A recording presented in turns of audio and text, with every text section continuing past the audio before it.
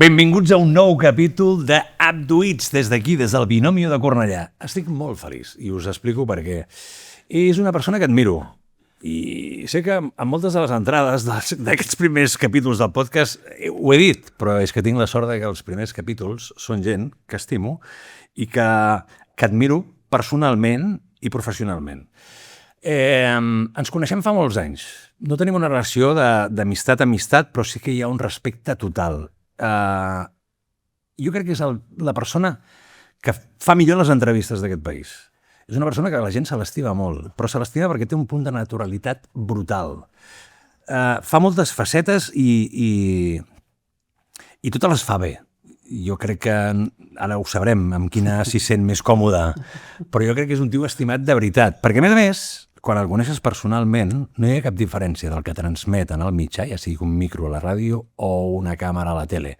Quan tu parles amb ell, tinguis contacte llunyà o no, és la mateixa persona, i això és un valor afegit que crec que molts pocs comunicadors tenen en aquest país. Primer et vull agrair la presència, us vull presentar avui aquí, Abduïts, el gran Eloi Vila.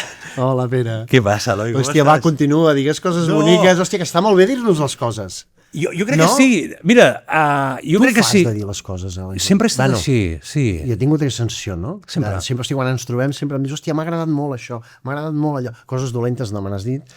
Perquè no soc ningú. Jo crec que no hi ha ningú, o no em sento una autoritat a dir coses dolentes de ningú. I a més, si estàs aquí, jo des del moment que vaig començar Abduïts és perquè vull aprendre, perquè vull que la gent que ens veu pugui disfrutar aprenent com jo, perquè al final sóc com un nen petit. Casualment m'he dedicat a una sèrie de coses per casualitats i perquè dintre d'una sola persona, com jo i com tu, podem ser moltes personalitats. Un dia podem estar esbojarrats, un dia podem estar més contents, un dia més tranquils, un dia més alegres, però això és l'alegria del viure. Sí, també, tots som, o sigui, l'ésser humà és complex. O sigui, tu deies, hòstia, fa moltes coses i totes les fa bé, moltes gràcies. Professionalment, intueixo que vols dir això, no? Professionalment, que no ho sé, segurament no és així, però t'ho agraeixo molt. Però clar, som moltes coses, som germans també, som amics, no? Som fills, i, hòstia, a vegades no fem les coses tan bé, no? O tu mateix penses, hòstia, igual aquí no he estat tan a l'alçada. No, clar, perquè... Els amics, hòstia, a vegades tinc la sensació de que no estic prou pendent, que no els truco prou, no? Sí? Jo quan tinc amics que t'envien un missatge a l'aniversari, penso, hòstia, com se n'en recorda? Jo no me'n recordo de res, no? I m'encantaria, no?, poder estar al cas i poder collir i bressolar també els amics, que després, hòstia, quan ens truquem i parlem, moltes vegades tens aquella sensació de dir, hòstia, és com si ens haguessin vist ahir, no? Però no estic a vegades tan satisfet de com faig les coses. Però jo crec que ens passa a tots. A mi també em passa que jo soc... En aquest cas som molt similars i m'agrada que m'ho diguis, perquè jo no recordo aniversaris, no recordo dates, no recordo moltes coses. No ets pitjor, però és així. I a vegades un Facebook, fliparàs, que et recorda un aniversari algú que s'ha escapat, et posa fins i tot content i et salva el dia. Dius, hòstia, tinc que escriure un missatge, no? Que saben que ho has vist. Els amics de debò saben que ho has vist. Algú t'ho ha dit o ho has vist a la xarxa? Però jo crec, Eloi, que ells ho saben perquè et coneixen i això és el valor afegit, que t'accepten tal com ets. Però és que fer-ho bé tot avui en dia, i a més, dintre d'aquestes virtuts que tu dius que tenim, també hi ha moltes virtuts i moltes facetes lligades a unes edats determinades. Sí. El nen no es perd, el boig no es perd, però vas afegint a la persona que ets actualment. Sí, però també amb el sumar dels anys el que fas és prendre consciència de moltes coses, no? I et deia això dels amics, o, per exemple, ser un bon germà, no? No ho sé. Sí. Hòstia, clar, jo, per exemple, a vegades penso, no? Allò tan senzill com si fas entrevistes i preguntes a una persona com estàs, que la resposta pot ser molt àmplia, no? Però a vegades me n'adono que el meu germà, que és pastisser en el seu cas, no? I té els seus maldecaps, i és llevadora, i té molta feina, i quan hi ha diades va de cul, que jo a vegades l'anava a ajudar, ara ja no hi vaig perquè té els fills grans i ja hi van els fills. Però a vegades penso, hòstia, i el meu germà no li he preguntat com està? Ja, no? És veritat. I, hòstia, a vegades dius... És una porta, obrir una porta que ningú obre o quasi mai obrim. O que... Hòstia, la dinàmica, no? Les relacions, la quotidianitat, no? Que et porta allò, hòstia, a vegades t'enfades o et penses que tens un mal rotllo amb algú, però no et poses en la situació de que aquell algú pot tenir un dia nefast i tu no ho saps, perquè t'estàs comunicant potser per mòbil, per un WhatsApp o per qualsevol manera de comunicar-te, que no és aquella que dius, ei, hola, com estàs? Doncs mira, he tingut un dia de merda. Val, a partir d'aquí no t'apreto. I llavors a vegades fa la passa enrere, no? Jo tinc un amic que és molt bo, que diu, com estàs? I sempre em diu, aproximadament. Que és una gran resposta. Aproximadament és una gran resposta. I un altre, que que és d'aquest cap de setmana que me'l trobo un amic de Camprodon, perquè jo tinc la família per part de pare que són de Camprodon i allà tinc tot el meu entorn familiar a Camprodon, sí, hòstia, és el meu món, soc de Camprodon. I vas molt, llavors? Soc de Camprodon, i vaig sempre que puc, sí. Tinc els amics, la família, per part de pare, cosins, tietes, el meu tiet es va morir ara fa just un any, però li vaig preguntar com estàs i em va dir estic d'oferta, em sembla encara més bo. Em sembla molt bo, estic d'oferta. És veritat, perquè tenim aquest moment que pensem, és que jo crec que creus que vivim molt ràpid, Eloi? Tot va tan ràpid que a vegades absolutament no ens en donem compte de les coses petites que deixem escapar, o no que deixem escapar, sinó que no som conscients d'allò. Absolutament. És tot un... Sí. Tu tens aquell, el dia de la marmota, no et passa que a vegades de cop i volta t'aixeques un dia no ho sé fer. I el primer que et ve és el record que et vas aixecar similarment, igual, idènticament, amb el mateix moment, concepte i moviment que el dia anterior, i dius, merda, això era ahir ja. Em pensava que anaves a dir de llevar-me tranquil·lament, no? Hòstia, vull tenir un dia tranquil. No, la sensació de dir, el temps passa que vola. Sí, quan tens fills també encara més, no? Quan de cop aquella criatura que tenia 10 anys de cop en té 25. I a més et contraposes. Ahir teníem una conversa amb la meva filla gran, per exemple, té 25 anys. No? Quina edat tenen els teus? Els meus fills, tinc dues noies i un noi. Sí? La meva filla gran té 25 anys, la meva mitjana 23 anys, i el petit 20 anys ja. I ahir teníem una conversa i parlàvem allò a vegades de qüestió de com ens comportem, les relacions familiars, amb els amics i això, que s'estableixen com rols, no? El rol del que cuida, el cuidador, el que s'encarrega de les coses, el que sempre muntes les festes, no? Hem de muntar una festa, doncs es van establint rols, no? A qui truquen quan hi ha un problema... Que té molt a veure amb les personalitats de cadascú. Sí, i a més és molt bo quan et foten un clatallot, no? Perquè jo li explicava això, dic, hòstia, perquè sàpigues que s'estableixen rols a la vida, a vegades s'estableixen rols i a vegades hi estàs còmode i a vegades no. I em va dir, hòstia, doncs tu els tens tots, no? Ah, sí? I he fot un clatallot de dir... Sí, hi ha rols que són rols molt potents, com per exemple quan tens un pare malalt, com és el cas, la meva mare es va morir ja fa uns anys, i llavors per determinades coses em truca a mi, per determinades el meu germà, som dos germans. No? Val, t'entenc. I hòstia, hi ha un rol que té cada un, no? Una part de cuidador, per exemple, de curar ferides, doncs això sóc jo, no? O de portar-lo al metge. Això és el teu germà. Sí, i depèn, perquè sap que potser m'hi pot comptar menys, no? És igual. Ui, m'estàs fent posar trist? S'estableixen no m'estàs fent posar trist, m'estàs fent emocionar, perquè la meva mare també va tenir una malaltia de llarga durada, i el pare, diguéssim, va marxar de manera no estranya, però el meu germà, que tu el coneixes, l'Àlex, i va estar molt a sobre cuidant-lo. Jo no tant, perquè no tenia una relació... T'estic explicant una cosa, que això és un podcast que s'ha dedicat a tu, però m'has fet emocionar en aquest aspecte, perquè tenia una no molt propera. I, hòstia, i ara que dius això, em fa mal, perquè tens aquest punt de dir, hòstia, potser això que tu comentaves del rol, per què no el vaig poder canviar a temps, o per què no vaig veure aquest rol que hagués pogut... Però la clau és no culpabilitzar-nos, no? Sí, o sigui, però m'entens, no? Els rols expliquen el per què determinades coses s'estableixen. No? Hi ha uns rols que s'han establert amb els anys i que això no vol dir de dir, hòstia, clar, jo perquè potser no l'haguessis pogut canviar, perquè el rol no només l'estableixes tu, sinó que també l'estableix l'altra persona. I Eloi, i amb això que dius, després ara aprofitant això que m'has donat, que per mi, ara estic com fluint, no? Molt bé. El viscut a la vida, un cop has canviat el rol i has deixat passar el temps, és una cosa que tampoc pots canviar, no? I encara que des de la perspectiva d'ara, de la pèrdua que hem tingut i que tothom té, no tens la sensació que haguessis pogut fer coses o és millor no hi pensar-hi, aquesta sensació de dir, hòstia, hagués pogut tirar per aquí o allà, perquè en aquell moment tu tenies una idea molt concebuda del que passava, però amb el temps, després de la pèrdua, la idea pot canviar de veritat. Home, amb la pèrdua, el que...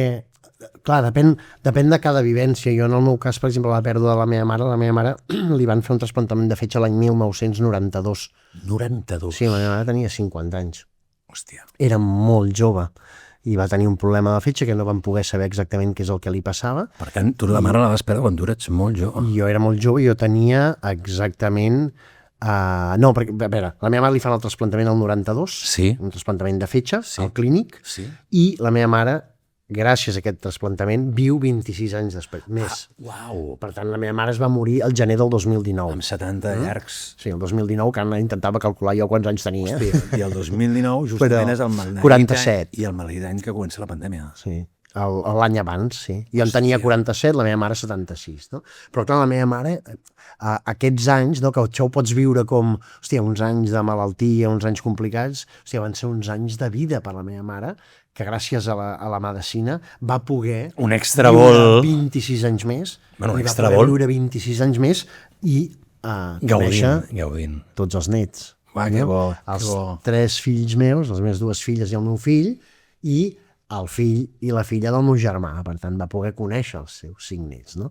I aleshores pensava, hòstia, hagués pogut viure més coses amb la mare, intento no culpabilitzar-me de les coses perquè en vaig viure moltes. I perquè tenies una gran relació amb ella. I tenia una gran relació clar, amb la mare. jo potser pensava, clar, m'has explicat, jo potser no la tenia i per això suposo que hi ha aquest freix element de dir, hòstia, merda, saps? Perquè no vaig poder intentar canviar. Perquè probablement el que et planteges és dir, hòstia, per què no... O el que et sap greu és no haver tingut una relació més profunda o més intensa. Però a vegades no és culpa d'un mateix. No és culpa d'un mateix. I això també ho has de posar a lloc amb les vivències viscudes. De fet, pair les coses, no? Una mica és això, no? És acceptar, no? Hi ha coses simples com jo acceptar quan el dia que vaig perdre els cabells, que jo portava una melena i anava amb el cabell llarg, i que doncs, van començar a caure, i això és molt fàcil d'acceptar. Llavors hi ha coses més complexes, com és la relació amb el pare, amb la mare... Clar, és veritat, perquè també són coses... Sí. Bueno, no, el cabell és una cosa profunda, però no tant. No tant, no? I a més de tot queda bé així. No, i a més hi ha solucions, no? Clar, sí. És veritat. Home, vaig veure uns perruquins ara que estan diuen, superbé. Saps que m'ho he mirat? Perquè jo... Però no me n'he posat, però estan de collons. I a més hi ha una altra cosa que també vull posar en valor. Tu, hi ha molta gent que jo crec que molts ho veiem i molts no, però cada cop i volta ja no tenen la bossa, perquè és una petita operació que et tallen, et treuen el greix i quedes com rejuvenit. I hi ha moltes operacions. Tu et canvies la boca, t'arregles la boca i pots tenir la boca destrossada i llavors tens un somriure perfecte. Bé, són petites coses. Si tu apareixes que sempre vas rapat, un dia, amb un pentinat de colló de mico, perquè vas ben pentinat cap enrere, el primer dia la gent dirà, Eloi, què passa, nen? El segon diran, Eloi, i el tercer diran, Eloi, per aquí ets l'Eloi un altre cop. Però ara hi ha una cosa que també ha canviat, que és que si jo dic, mira, vaig amb aquest cabell perquè em surt dels pebrots... També. No? Això ha canviat, no? Clar, o sigui, per una banda tenim una pressió estètica bestial, o qui vol té una pressió estètica bestial, no qui vol. Hi ha molta gent que rep aquesta pressió estètica i la gestiona com pot, jo no la tinc, però per altra banda també hi ha aquesta naturalitat de dir, escolta'm, jo vaig com vull, si et sembla bé, bé. I si no, dues pedres. I és veritat que l'endemà doncs et veuran... Qui et vol veure amb bons ulls et veurà igual amb sense cabell o amb el cabell llarg, amb un perruquí fantàstic. No hi ha lletjos ni guapos, ni gruixuts, ni prims. Hi ha la gent que t'estimes i la gent que saps veure com és. Sí, però al final és un procés d'acceptació d'un mateix, Sí, amb tot, amb final... tot, amb com fem les coses i amb com ens veiem. I com clar, però jo també em posava en el lloc del que t'observa, si al final et fas apreciar, siguis com siguis, ells veuen una persona bonica. Jo quan estimo algú i veig algú no dic és calp, és gros, és prim, és lleig, ni m'ho plantejo, és algú que estimo, és algú que m'entra, és algú que aprecio, és algú que em mola, és un nom, és una persona. També de com ho porti ell. Clar, home, no, clar, si llavors ets una complexat tens un problema greu. Que llavors si tu no estàs bé amb com et veus, per tant et canvia l'humor i llavors llavors et canvia la personalitat, llavors, perdona, és l'arrel de molts problemes. Sí, llavors és un problema, però ja el té la persona que es troba amb aquest, que no és el que teu cas, ni el meu. No, però jo, per exemple, jo em sento molt bé ara sense cabell. Et queda de collons. Però jo, havia anat sempre amb el cabell llarg i em va començar a caure, el procés va ser una putada, no? De dir, hòstia, em va caient el cabell, a mi no m'agrada més amb cabell, però ho vaig acceptar i em veig fantàstic, vull dir que no... Jo que saps que... Bueno, no sé si ho he explicat mai, però crec que t'ho vaig explicar ara. Jo crec que no he tingut fills perquè m'he pres molta medicació per al tema del cabell. I ara si tingués que triar, diria, hòstia, merda, m'ha passat. Però tampoc no vaig trobar la persona en el moment. Fa uns anys que tinc una persona que d'això... Però clar, amb uns anys ja tenia... Segurament va més per aquí, no? Clar, però a vegades m'ho he plantejat. Igual, hòstia, vaig conservar el cabell i hagués pogut separar. No crec que sigui tan dramàtica la història, però a vegades tots tenim tendències a fer-nos les nostres pel·lícules. Ara te n'explicaré una xula pel·lícula. Jo era molt jove, me n'anava a fer un programa de RKR a Granollers i vaig trobar un Eloi molt jove, que teníem una petita relació però no era molt gran perquè coincidíem espais locals i de pobles i... Bueno, perquè som de pobles propers, perquè tu ets d'un poble on nosaltres fèiem vida de joves, jo soc de Sant Esteve de Palautordera, tu de Sant Celoni, sí, senyor. Sant Esteve era un poble molt petit i tota la vida la fèiem a Sant Celoni. Sí, senyor. Institut, sortir de festa, que hi havia molta festa a Sant Celoni. I bona I divertida. I coincideixes, no? Generacionalment ets una mica més gran, però coincideixes als llocs i saps uns dels altres i tens una relació propera. Però tenim una afinitat, tenim un bon rotllo. Hi ha una estima. Exacte. I jo me'n recordo, Perdona que et talli. No, digues. No sé si recordaràs, perquè jo me'n recordaré tota la vida. Pere, et puc demanar un consell? Jo pensava, a mi me'l demanes, perquè jo en aquell moment ja havia fet alguna cosa de tele i alguna cosa de ràdio, i tu estaves escrivint en un diari. Sí, I et havien jo estava trucat... escrivint el 9-9, que el vaig començar a fer 9-9, en premsa exacte. comarcal.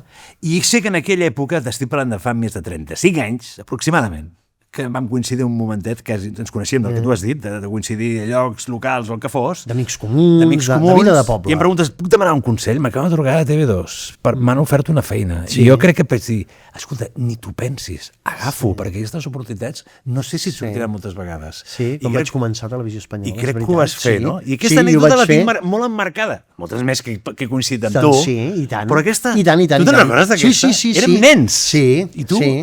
Érem nens, érem joves, tot per fer, amb totes les il·lusions, no? Amb els dubtes que tens sempre de per vida, no? Tens tots els dubtes. De si t'anirà bé, de si... Sí. De conviure amb la incertesa, que també saps perfectament, no? Que és conviure amb la incertesa molt. laboral. L'altre dia, mira, vaig anar a una exposició dels RCR Arquitectes d'Olot. Sí? Saps? No sé què és, explica-m'ho, perdona. Perquè ara et diré, no, si et dic que sí, és com a dir, no tinc idea. És un estudi d'arquitectura dels millors del món, amb premis internacionals i amb projectes. RCR d'Olot, es diuen. I és un lloc on te donen premis a diferents... No. És un estudi d'arquitectes i han fet una exposició ara d'aniversari del seu naixement. No recordo quants anys, si són 40 anys, em sembla. 40 anys que van néixer. I hi havia una frase, explicaven d'on neixen, amb quines idees neixen i així, i hi havia aquest tema, el concepte de la incertesa, perquè ells fan projectes arquitectònics, quan comencen no saben, en surt un, però potser no en surt cap més. Fins d'aquí 4 anys o d'aquí 5. Exacte. I llavors explicaven que la incertesa és la llibertat, i que la seguretat es troba en la gestió de la incertesa, d'aquesta incertesa. En procurar que no es torni amb ansietat, en procurar que no es trobi amb una... Exacte, amb una confiança de dir, hòstia, les coses si les fem bé aniran bé, no? I aquest ha estat el camí. Perquè les nostres feines... I sí que és veritat, perdona, que en aquell moment de dir, hòstia, ho agafo o no ho agafo, trobes tenies algú... la por. Tu m'haguessis pogut generar tots els dubtes i dir, hòstia... No, perquè jo creia que tu tenies un talent descomunal i que les oportunitats... Tira, no? Jo crec, però clar, jo era un nen, i érem nens tampoc, no sé si podíem... Bueno, però entre nens sí que ens podíem donar consells. Per què no? Nens joves... Érem joves, vull dir... Nens ja, diguéssim... Sí, però vull dir que... Una miqueta fets. Sí, però vull dir que jo crec que es podies donar consells. I després de tota aquesta trajectòria, parles de la incertesa. Clar, aquí hi ha dos mons que la gent jo crec que no coneix. Una, ets conegut com si fossis de casa, del veí o el tiet o qui vulguis, perquè et reben a casa de totes les cases de Catalunya per haver-hi, ets de la família, i això et genera que sembla que tot sigui un món de roses perquè entres a la família, perquè caus molt bé, això és un tema que ja he dit a l'entrada, però, clar, la gent es pensa que vés a saber què, però en aquesta incertesa hi ha moments que tu pots estar sense curro, o moments que potser no et surten programes, o moments que no tens... Aquesta feina teva és molt dura, veritat. Inseguretat laboral, permanent, que sempre vas mirar amb la sort d'una certa estabilitat, fent el cotxe... 150 episodis, no? No, molts més ja. No recordo, hem fet més de... Jo crec que fa molt temps que dic que hem fet més de 400 entrevistes. Que devem anar cap a les 500 entrevistes, però hauria de comptar-ho. Em quedo curtíssim. Ho hauria de comptar-ho, sí. Ara fem entrevistes individuals, però abans amb un programa fèiem 2, 3 entrevistes. Clar, llavors vaig bé, vols dir que si 150 hi havia durant l'època 2 entrevistes, ja me n'estic menjant 350. Sí, però això, el nombre d'episodis, potser ho has mirat i són 150. No, però igual... De programes, però fa 9 anys que el fem. 9 temporades. Vam començar el 2017, sí, l'octubre del 2017. És dels programes... Tota aquella voràgina, no?, que vivíem al país i... Hòstia, sí. No?, que van venir i ens van fotre el cul com un tomàquet. Sí. I a més vam anar empalmant, no? Només volíem votar, doncs, a l'octubre del 2017, llavors allà... Cul com un tomàquet, presidents que han de marxar... Sí. Repressió bestial... Llavors un virus de collons per acabar d'adobar-ho, ens tanquen a casa un any i mig... Sí.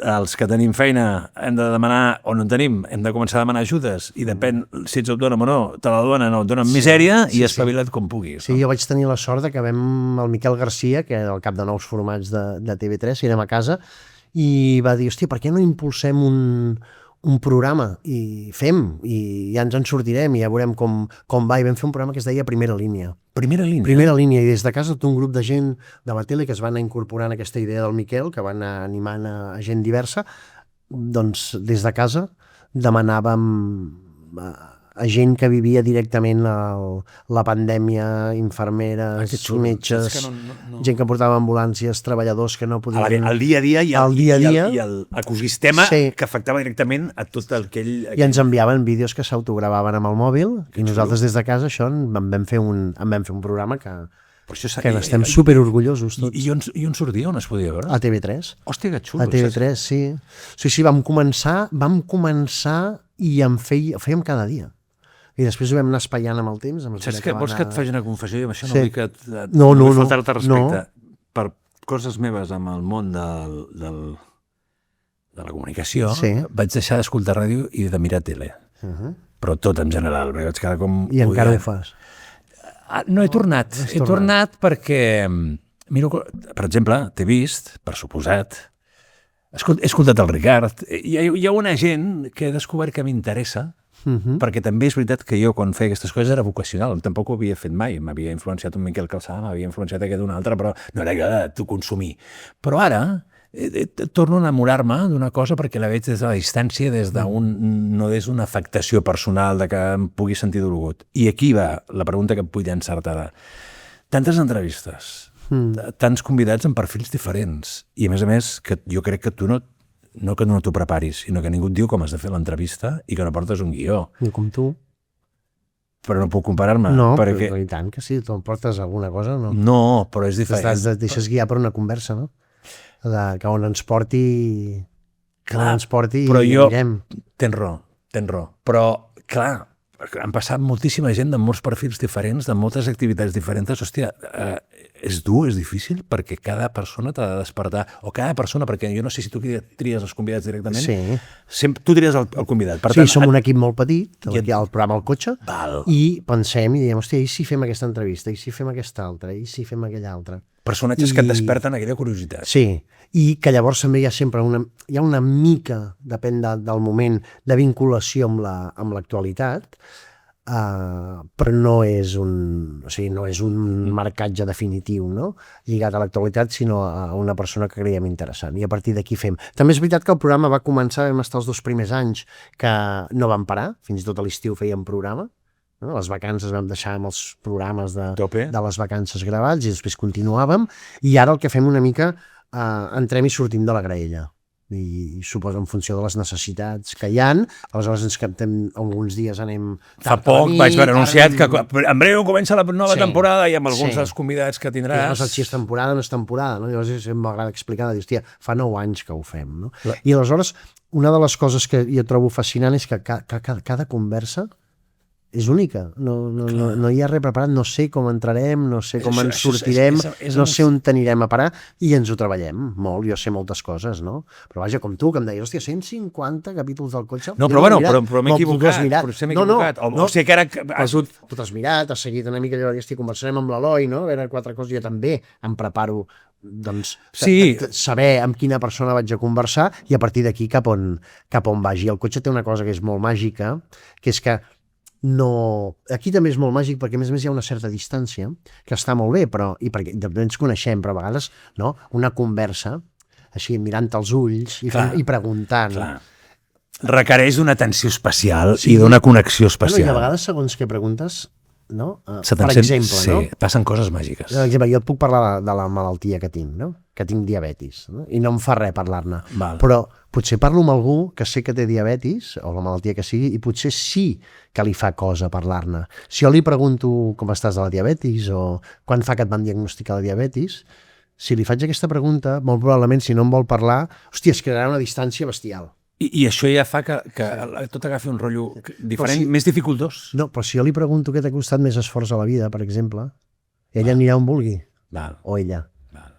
I per tant si hi ha un tema al qual no vol entrar, però tu no saps que no vol entrar, tu no saps en cap moment si no vol entrar. Però li poso un safata que vagi on vulgui. I llavors això, el cotxe té aquesta manera de fer que tinc, i llavors hi ha una cosa que és això, no t'estàs mirant els ulls permanentment, estàs al costat, mires a l'horitzó, mires endavant, et pots tocar, Et disperses a vegades? Vull dir, tu estàs, perdona'm, no et parlo de dispersió com m'he perdut, no. De cop tu estàs tan emocionat perquè està sorgint una cosa molt guapa i al cap et va mil dia desitjant, preguntant història, que de cop i volta, mentre que escoltes la resposta, ja dius, hòstia, ara li preguntaria això, i tu ja estàs com emocionat, que te la llenço! Sí, però hòstia, no, intento escoltar i a on som i cap on anem, i a partir d'aquí intentar... reaccionar. Com reacciona, a veure cap on ho porto, de forma... Ara em diuen orgànica, em fa molta gràcia això, de forma orgànica, bueno, de forma natural, no? Una conversa de forma natural, i en la qual no tinc cap obligació d'anar a un tema perquè sí, no? Perquè, per exemple, quan prepares entrevistes, ara m'he trobat una cosa que hi ha gent que em diu que ho trobo que, hòstia, és com una satisfacció que em diuen, hòstia, quan preparem entrevistes ens mirem al cotxe, no? Per treure informació de la gent a qui entrevistar, no? Quan es preparen entrevistes en un programa, no? Tu desplegues tota una sèrie d'elements de documentació per saber, hòstia, qui ha dit això, qui ha dit allò. Jo intento no buscar que m'expliquin allò que han explicat. I per tant no sé on anirem. Mira, és una mica... I amb això coincideixo molt amb tu. Jo penso descobrir el personatge, en aquest cas és diferent, però bueno, sí que vull descobrir coses que jo desconec. Per exemple, moltes d'aquestes coses que tu m'has dit, la diabetis jo ho he descobert perquè la gent no ho sabia, perquè ens hem vist i m'has dit, Pere, tinc... No, i a més em sembla que torno al mateix. I no cal una cosa que està explicada i és una cosa que jo sé que tu portes bé. Super, sí. I com que ho portes bé... I a més m'agrada visualitzar-ho. I estàs treballant, i estàs bé, i estàs més fort que mai, és un tema que crec que tu ja tens com molt superat, llavors no vull anar... No, està bé, ho portes bé. Sí. Però mira, per exemple, això, parlava de visualitzar-ho, que és molt interessant, hi ha una anècdota, jo porto un sensor que em marca com estic de sucre a cada moment, una aplicació al mòbil. No? Ah, sí? Sí. Hòstia. Mira. És això, és un sensor, i a mi, el mòbil, per això el mòbil no el poso, no l'apago, per exemple, en una entrevista el tinc engegat, vol dir que si fa si tens qualsevol... em marca com estic de sucre, no? Si estic baix pita, si estic alt pita, ara estic una mica alt. I ara què hauríem de fer ara? No res, vull dir, no res, després em punxaré una mica d'insulina i ja, bueno, ara t'explico la malaltia un moment perquè es pugui entendre, Sisplau, no, clar. Això de visualitzar-ho, estàvem gravant el Quanta Guerra, en aquest cas érem a l'Ebre, i estàvem gravant un capítol dels avis del Quim Masferrer. Del Quim Masferrer. I un dels avis va lluitar a l'Ebre, perquè és un capítol que vam fer la història dels dos avis, I un va lluitar a l'Ebre i feia calor. Era l'estiu, vam gravar a l'estiu, feia calor, i anava amb samarreta de màniga curta, i en una posició, en una entrevista, se'n veia. I un company de l'equip, tot el carinyo del món, va dir: Eloi, es veu el sensor. I estàvem entrevistant, participava de l'entrevista una doctora especialista en malalties infeccioses, perquè l'avi del Quim va tenir tuberculosi. I ens explicava què és el que suposava tenir tuberculosi a la guerra. No? I en aquell moment. I ella va dir: no, Eloi, si no et fa res, si surt, està bé que naturalitzem aquestes coses. No? Perquè, a més, molta gent se sentirà recolzada i a la vegada també deixes de tenir pors i tabús amb coses que potser la gent desconeix i a vegades no. No amagar una realitat, no, en definitiva. Perquè clar, és com si ara em començo a gratar l'ull i, bueno, doncs porto lentilles de vidre, no té res a veure amb una malaltia, però és igual, soc un miop, no hi veig.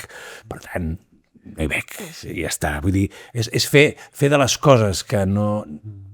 naturalitzar tot allò que som, amb el bo i el dolent, entenc, no?, que em dius? I llavors m'has dit que m'explicaries, que ara estic com... No, perquè jo tinc la diabetis tipus 1. Hi ha dos tipus de diabetis que conegui. No soc un doctor, però intento explicar-t'ho també com puc, Hi ha una diabetis tipus 2, que és quan ens fem grans, la gent, quan ens fem grans, el cos no funciona del tot bé. I aleshores una de les coses que no funciona gaire bé, doncs és el tema del sucre. Què vol dir això? Que el pàncreas produeix insulina, però no es distribueix bé pel cos.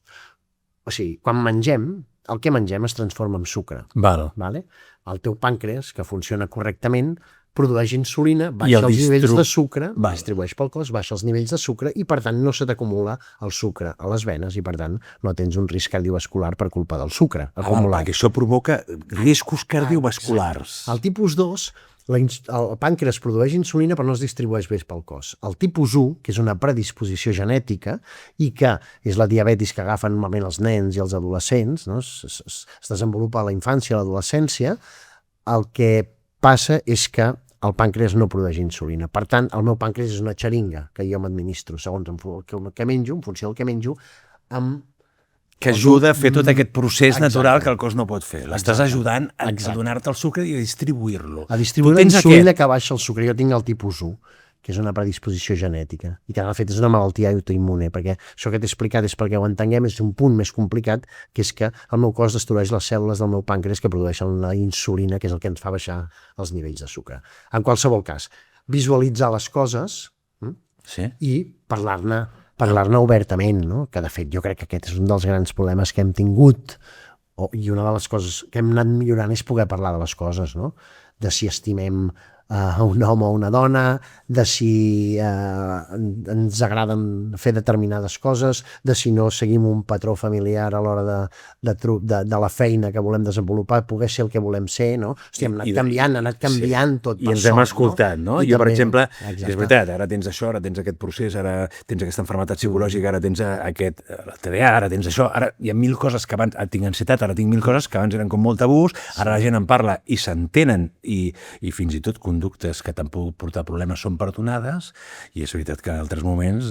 O si no són perdonades, són enteses. Exacte, no? Però en altres moments de la vida, com m'havia passat en algun episodi meu, hòstia, de creu i ratlla, llavors resulta que vaig anar a un psiquiatre o un psicòleg, diu, no, Pere, és que tu el teu cervell va molt ràpid, això no vol dir que siguis més intel·ligent, sinó que tens... És química, passa tot hòstia, si tu la química la bloqueges amb altres substàncies químiques, digue-li A, drogues, B, alcohol, o no dormir, el teu cervell bloqueja. És com una màquina de tren de carbó. Si té, tira. Si no tira, fa... I quan bloquegi, tot pot passar en qualsevol moment del dia, a qualsevol situació, i el cap desconnecta i te'n vas. Però jo el que volia dir és que en parles. Tu m'estàs explicant una cosa. Però per què en parlo? Perquè no es va entendre en un moment i va canviar circumstancial moltes coses de la meva vida. Ningú em va preguntar. Ara tot es pot explicar. És el que volia dir.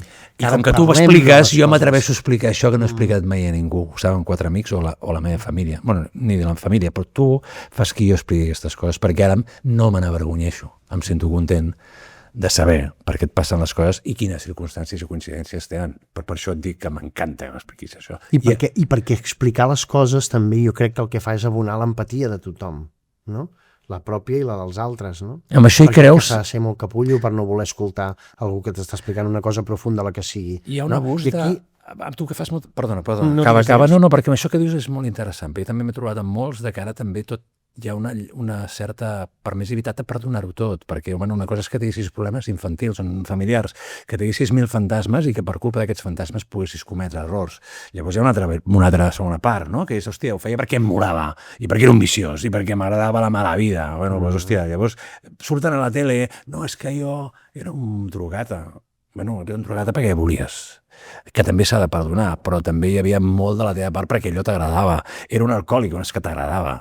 I llavors hi ha altres persones que van caure en un pou de l'incertesa, la tristor, per circumstàncies dures de la seva vida, que per escapar van tenir que fugir en un lloc fosc, del qual van quedar atrapats durant molt temps de la seva vida. Llavors, no trobes que és... Jo trobo molt lloable que sigui de la manera que sigui, algú ho decideixi que explica què és el que ha viscut amb sinceritat i amb el cor obert. Jo trobo molt... Ho trobo molt lloable. Jo quan parlo de la diabetis, que clar, és una malaltia crònica, és de per vida. Tu ara has de vigilar sempre constantment, ja per sempre més. Jo cada dia he de mirar en funció del que menjo, o sigui, abans de cada àpat com estic de sucre i per tant quina dosi d'insulina m'administro. Ho portes bé. Porto bé. I a més, hòstia, si estàs controlat, és una malaltia que pots gestionar molt i molt bé. Si la descontroles, no. Vull dir, el sucre s'acumula...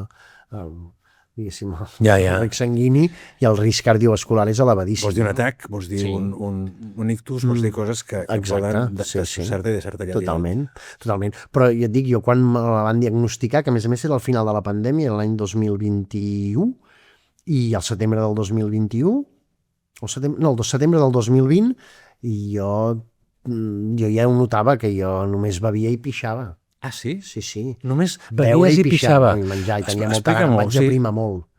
vaig aprimar molt, pesar 60 quilos, ara em peso 70, 71, però estava superprim, i soc petit, soc baixet, no arribo als 70, i pesava 60 quilos. I quan dius només que bevies ja anaves tenia a molt pixar passet i seguida. pixava molt, clar, perquè bevia molt, no?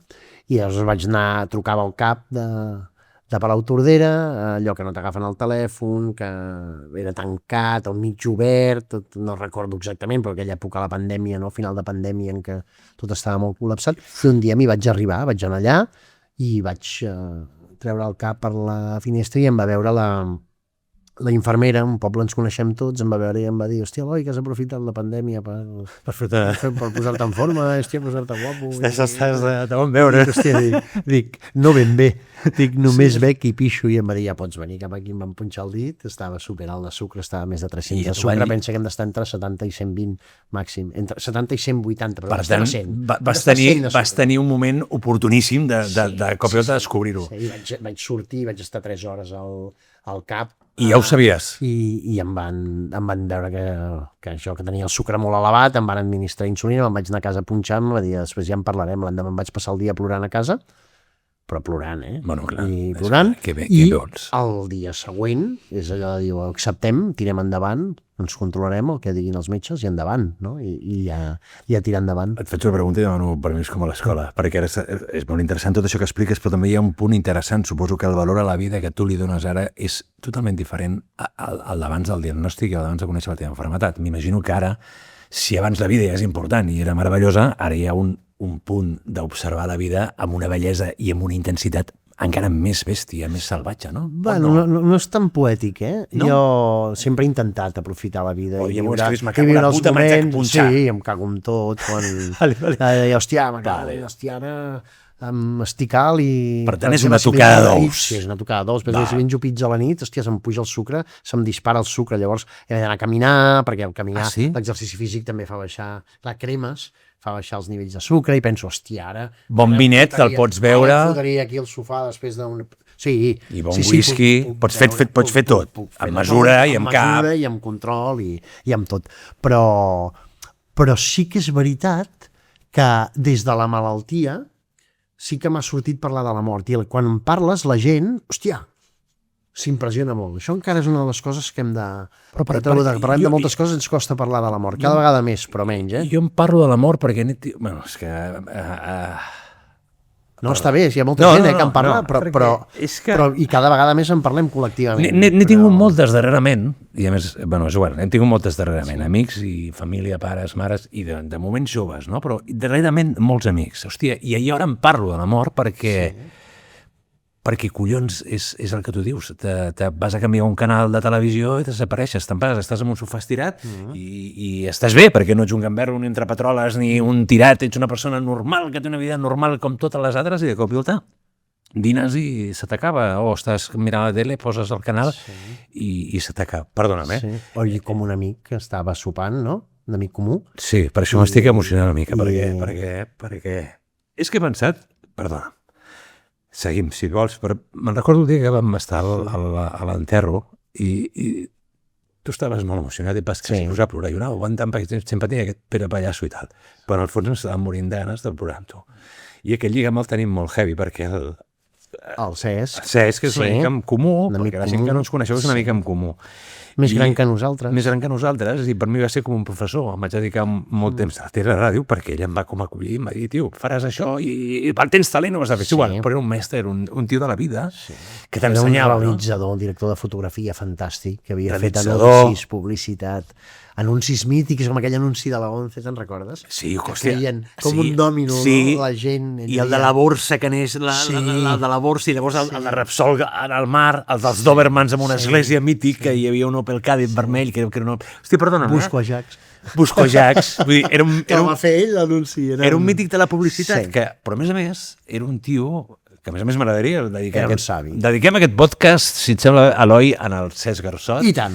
I a tots els que l'hem estimat, perquè és un tio collonut. Però a més era un savi de la vida. I a mi em va agafar molt jove i va ser com un professor. I a tu et va agradar, et va agafar de més gran i va ser com un germà per tu, jo crec. Sí. Llavors, hòstia, a mi ara, parlar de la mort em fa valorar molt més totes aquestes coses, que ara, per exemple, jo tinc el ple d'estar amb tu, però no saps si a mi demà em passarà qualsevol animalada. Llavors, hòstia, intento veure la mort des de la virtut del disfrutar. Jo vaig tenir la sort, que feia molts anys que no el veia, i 2 setmanes abans va voler anar a dinar amb mi i vam dinar. Ho sé. Gràcies a Déu que vaig poder tenir aquesta I oportunitat. el dia abans em va dir que anava a dinar amb tu. Hòstia, Al Montseny. llavors... Ens vam trobar a un bar allà a Sant Esteve, fer una I t'ho va copeta dir? de cava, i em va dir, demà vaig a dinar... Xispetes, que ell deia, no? Espera. Vaig a fer unes xispetes, Xispeante. Xispeante. Perdona, Eloi, no... Jo per fer una broma d'un altre amic. Hòstia, Cesc, fem un xispeante. I fèiem una copeta de cava. El Cesc era un savi de la vida, no? Quan podia recomanar qualsevol cosa, com cuinar-la, no? Què beure, cuinava de collons. coneixia les Bevia. espècies. Coneixia els llums, la història, el color... Sí. Era un savi. Era un savi de la vida, sí. I vam tenir la sort de poder-lo compartir. Tu de més jove, en un moment determinat, que vosaltres éreu els grans. Sí, és veritat. Més petit, i jo, és veritat, em vaig retrobar amb ell a Sant Esteve a l'Altura després de més gran. Jo sabia que t'estimava molt, i sabia que havíeu viscut una època molt bonica És a veritat. Sant Celoni al Montseny. I jo em vaig posar molt content quan vaig saber que era molt amic teu, perquè llavors vaig entendre també moltes coses. Nosaltres quedàvem i fèiem allò, a vegades em deia, hòstia, que fotem una truiteta, i quedàvem i anàvem a casa meva, o anava jo a casa seva, i fèiem una truiteta, una copeta de vi, i xerràvem, i se'ns feia tard, i... Nosaltres, quan érem joves, era diferent perquè era un Cesc més jove, i anàvem a veure vi quan s'havia acabat la nit, i llavors fèiem paté d'ànec. Fins que després el Cesc va tenir un ensurt molt gran, que és quan té un atac de cor i li posen el tac. Llavors tot es van acabar els patés, es va racionar, es va acabar el tabac, es va acabar moltes coses de la vida. Però llavors va sortir la Teresa, que va ser una gran cosa del Cesc, no? Bé, és igual. La mare dels seus fills. La mare dels seus fills. Ara la gent deu pensar que ningú ens parla d'aquests bojos. Parlàvem d'una persona que en estimem... definitiva, de l'amistat. De l'amistat Estem parlant i de la mort. I llavors, clar, vist tot això que m'ha passat últimament, no només en família, m'agrada parlar de la mort, perquè és una cosa que tenim molt a prop i que no la veiem com... Quan ets més jove o ets més nen, la veus com una cosa llunyana, però la mort és molt present amb nosaltres i està aquí al costat. I crec que la gent que ha experimentat la mort amb gent que hem estimat i que ens ha tocat de joves, no sé, mirem les coses d'una manera molt diferent. O no. Però hi pensa? I rumies com diràs les coses sobre la mort? No. Jo t'ho dic perquè a mi em surt a vegades, jo per exemple això que et deia arran de la malaltia, que havia fet el comentari de dir, hòstia, doncs jo igual em moro jove. I quan dius així, de cop, estem a una taula, però amb tota tranquil·litat i sense cap ànim de provocar, que la gent, perdona, què estàs dient, no? Què estàs dient? O sigui, que la mort sempre ens han dit, i ara no, cada vegada que en parlem de dir, hostiga, la mort l'hem d'acceptar i l'hem d'assumir perquè forma part de la vida. Jo crec que encara no forma part de la vida, perquè quan la deixes anar així com una estracanada que et surt, que tens com clar... la gent se sorprèn de dir, hòstia, no me'n parlis ara, no? No me'n parlis. Perquè la gent sempre ha tingut un pànic horrorós. La gent, nosaltres tots, tenim pànic horrorós, perquè el problema és que jo crec... Bueno, no crec que és... Això tenim pànic a parlar. Que és quan hem vingut a per aquí, que allò que et deia de... Has dit, perdona... La malaltia, de compartir, de visualitzar la malaltia, al final hem anat a parlar de la mort, que tenim com pànic de parlar. De la mort. De les coses. En general. En general, del que ens passa. Però del que ens pugui fer més vulnerables, que no, realment no és així. Perquè ens fa por ser nosaltres mateixos i que puguem ser jutjats, o perquè hem viscut potser en una generació, o generacions que tot va molt ràpid. Una suma de motxilles, no? Però perquè la gent també no n'ha volgut parlar, potser, perquè era una època que tot era m'importa una merda, no? O és un problema que tens tu, perquè... Jo crec que el silenci, en general, de les coses, les malalties ho van ser, o hi han sigut, i encara ho són en determinats àmbits, no? O sigui, parlar del càncer, tampoc fa tants anys que parlem del càncer obertament, no? Parlant del mateix, i ara, sortosament, en parlem, però, no sé, per exemple, hi ha un silenci que és com un trauma col·lectiu i generacional, que va lligat al programa Quanta Guerra, que fem un programa que expliquem això, la història dels avis i les àvies, no? Mentre reconstruïm les històries de la guerra dels avis. Deixa'm fer-te una pregunta abans que vagis això. Ha de ser molt complicat, no?, reconstruir a través d'unes persones de tants anys. És dificilíssim, m'imagino, el filar prim amb la documentació. Amb la documentació. És molt complicat. Em sembla superal·lucinant, no? Tenim una companya, la Núria Borniquel, al programa, que és una especialista en la recerca, perquè en sap, perquè s'hi dedica, fa molt temps que s'hi dedica, perquè té un caràcter ideal per fer-ho, perquè se'n va als arxius i es posa els arxivers i les arxiveres que ajuden a la butxaca, perquè és superlúcida, perquè és superintel·ligent, i gràcies a la Núria doncs podem esbrinar moltes coses i després convertir en un guió amb tot un equip fantàstic i després anar-ho a rodar. És un viatge en el temps, però sobretot és un viatge emocional, és un viatge per trencar el silenci, aquí és on anava, no? Trencar el silenci, perquè a la guerra malauradament milers de joves se'n van anar a la guerra, molts no van tornar, i els que van tornar majoritàriament van callar per por, per una repressió. Perquè a més a més hi havia una contra que podies pagar molt més car que haver-te salvat al temps de la guerra, no? Depèn si obries la boca o l'enemic. Hi havia una repressió implacable de 40 anys de dictadura. Per tant, s'imposa el silenci, ningú n'ha de fer res. O el silenci de la vergonya. No és fàcil, no? Haver anat a la guerra i dir, hòstia, he disparat. I he matat. I potser he matat. O he matat. D'explicar-ho. O nec la mort, o he tret la vida. O m'he trobat en situacions que... D'aquí també ve molt... Perdona, no en sé, però m'imagino que ve el trauma del que ha viscut segons quines coses que ha de viure tota la vida amb aquest trauma i en aquest temps encara més, perquè parlar d'un psicòleg, un psiquiatre en aquella època no se sabia ni qui era, no? Però el silenci, no?, per evitar el dolor a les noves generacions, no? I per tant, si explico determinades coses, la vergonya que et deia, no?, d'estar en una trinxera i passar gana, fotre't de gana, de set, portar polls fins a dalt de tot, no? que se't mengen i et rasques i que vas cagat i pixat fins a les orelles. I tu? O que un company se t'ha mort als braços amb el cap obert per un morter. No és fàcil explicar això, per tant s'estableix un silenci que es trasllada de generacions en generacions i com que el pas del temps per sort és implacable, arribem a la generació dels nets, que som nosaltres. I ens fem preguntes i volem saber. I busquem. Per sort, comencem a parlar de les coses, busquem per trencar aquest silenci que la generació dels nostres pares no sabia, en molts casos, que és el que van viure a la guerra. Però, hòstia, com entendre per què a casa doncs, hi ha una certa tristor, perquè a casa es fan les coses d'una manera determinada, perquè només mirem endavant i no endarrere, perquè només treballem, no? Tirar endavant, no? Que s'imposa després de la guerra. El que vull dir és que arriba un moment que els nets expliquem als pares, a la generació dels pares, la guerra que van viure els avis i les àvies, no? I aquest silenci, doncs, que ha passat amb tantes coses, no? Hòstia, doncs genera una descoberta, certs traumes col·lectius, no? Que tot ho hem tapat amb silenci, ara per sort, de tota aquesta estona que parlem, molta de l'estona per dir, hòstia, però de les malalties, de la mort, del que vam viure a la guerra, del que ens passa avui, del que li passa a un fill... Però trobo molt interessant, perquè jo he tingut moltes mogudes de més jove, perquè m'agradava parlar, m'agradava arribar a les coses, i semblava que m'ho poguessis parlar, perquè et molestava, perquè era el moment de beure, perquè era el moment d'emborratxar-nos, perquè era el moment de sortir, perquè era el moment d'on atabalis, ara no és el moment. I jo sempre he sigut molt emocional, no? Però també m'he sentit moltes etapes com molt poc connectat, perquè no tocava amb les persones. A vegades es diu allò que diuen, no és el que tu ets, sinó és on estàs, no és el que tu vens, sinó és el qui tu vol comprar. Per tant, a vegades, amb el temps i l'espai, i ara crec que cada cop en som més lliures, per exemple, aquesta conversa és meravellosa, jo estic disfrutant molt, però perquè em permet apropar-me molt a mi, i aquí estic disfrutant com un nen, i aquí no hi ha un guió, no hi ha parlarem d'això i de l'altre, no sé si m'explico.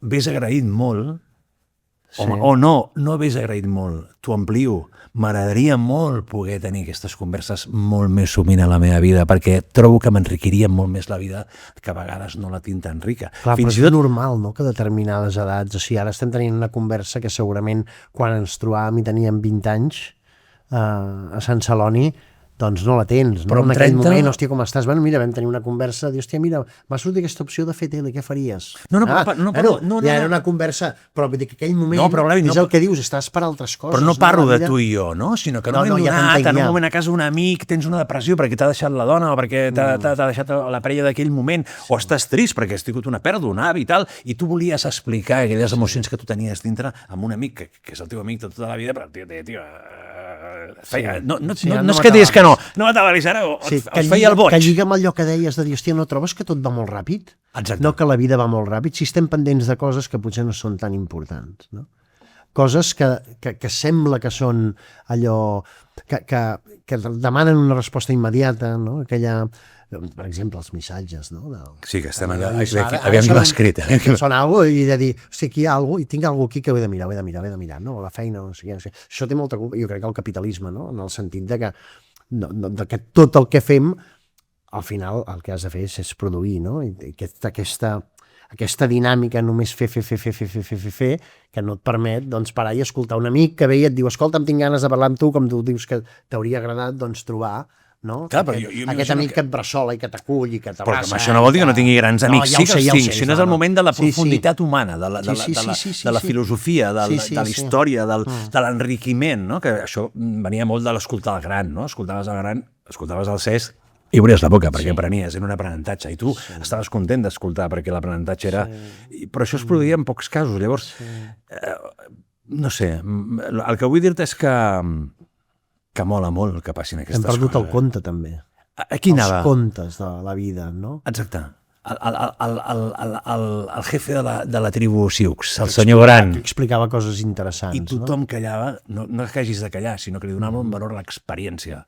Ara, potser aquesta experiència no la t'avalis. Sí. Però també passa amb les generacions de gent més jove que et diu, què m'està explicant aquest tio de 50 tacos no t'avalis, tio. I en canvi abans, jo crec que he viscut aquesta època, tu també, que et venia un tio, quan tu en tenies 20, et venia un tio de 40 i estaves amb la boca oberta. Sí. Si no t'interessava, marxaves. Però... Sí, que en realitat no hem perdut el compte, això que deia que... Jo crec que hem perdut aquesta mirada o de tenir temps per seure i parlar. No, i estar tranquils i parlar o estar al costat d'algú que t'estimes i no dir-te res, no? Però... Quin valor li dones al temps a través de totes aquestes coses que hem parlat, de la diabetis, de l'enfermetat, de l'enfermetat, no és teva, és l'enfermetat, del teu conviure amb ella, de la mort, de la pèrdua, del parlar, de l'aixecar-te cada matí, de les perspectives i de veure que la vida és el que és, que cada cop som més conscients. El temps, m'imagino que té un valor fonamental, el temps ho és tot. Absolut, però no per dir, hòstia, això que et deia, no? Que hauríem de seure i escoltar, que també ho faig, escoltar, d'explicar les coses que ho faig, però jo per mi el temps, hòstia, és que és massa curt. O sigui, m'interessen tantes coses. O sigui, jo em llevo i m'interessen moltes coses de vida, per exemple, m'interessa aprendre a cuinar plats, aprendre a fer això, aprendre a fer allò, ara vull aprendre a cosir, que és una de les coses que no... Sí, fa temps que dic, hòstia, com pot ser que un tio com jo no sàpiga fer vores? I mira que sé fer coses, i a casa... Em mola molt. No, però el titular és molt bo. Perquè els botons me'ls coso. Però la vora no. Però jo estic molta estona, no? Però cuines les vores, bé, també. Cuino, m'agrada molt, sí, cuino. Aquestes activitats que dius, hòstia, vols fer... Jo estic per casa, si estic allò tranquil·lament per casa, així sempre hi ha una olla al foc, sempre hi ha una ceba... Però perquè ets inquiet de collons, Però inquiet de saber, vull conèixer, vull que m'expliquin, vull conèixer, vull provar, vull experimentar. Si estic per casa escalivo, hòstia, ara he vist que hi posen això, d'allò. I el Cesc, per exemple, aquest amic nostre, era el mestre de la cuina. Això, no? Cesc, sí, i fotia coses, i ara provava, i ara unes herbes, i ara això, i ara un invent, i ara una mica de resolí d'això, i... Sí, li agradava molt com feia les truites, jo sempre em deia, hòstia, Eloi, fes una truita d'aquestes. De les teves. Sí. Però hòstia, tinc la sensació que el temps, hòstia, que se'ns escapa a les mans, que faria 1000 coses, però, que m'agradaria... Vols fer 1000 coses, d'aquestes coses m'has dit la cuina, m'has dit el... Sí, remenar, desbrossar, podar... Sí, són coses, a més, que lligo amb coses molt senzilles, no per grans pretensions sinó coses... Que ens connecten amb la vida, no? Exacte. I les petites coses que et fan feliç, no? Sí. Amb això també podem dir, et mola molt seure en un sofà i dir 2 hores m'estic llegint i no em penso moure d'aquí, o 3 o 4, perquè avui és el dia de sofà i em foto llegir un llibre de collons. Bueno, penso poc les coses, m'assec i dic, ara poso a llegir. Sí, i llavors poden passar 2 hores, i 3 hores. Ara vaig a cuinar. Ara vaig a fer allò. Soc una mica cul inquiet, sí. Però per això tinc aquesta relació amb el temps de dir, hòstia, això se'ns acabarà molt ràpid, no? Jo tinc moltes coses per fer. Jo m'agradaria poder fer, conèixer, aprendre, no? I recordo... Ara l'altre dia és molt bo, perquè tinc una tieta a Camprodon que fa molt bé ganxet. Ganxet. Sí, llavors... La meva àvia, els meus avis m'havien fet de ganxet. Bueno, I jo m'havia fet a l'escola, me'n recordo. Ah, sí? Sí, jo feia els punts. Tu havies anat a la Salle? No, jo havia anat a la Bet Roig, a Sant Celoni. A Bet Roig. Però vinc d'un... Espera, t'explico això del ganxet, t'explico de l'escola, que em fot molta il·lusió. Sisplau. No, per favor, que em fot molta il·lusió. Sisplau. I vaig anar a la tieta que fes una punta per dalt d'unes cortines que volem posar a casa. Vale. Una punta de ganxet. No? Vale. I veia com ho feia, no? I dic, hòstia, com m'agradaria recuperar, no? I aprendre a fer això. Moltes coses estan relacionades amb coses manuals, però sí, m'atrau molt aprendre, conèixer, a fer, saber fer perquè més et fa sentir, no? Et fa sentir bé.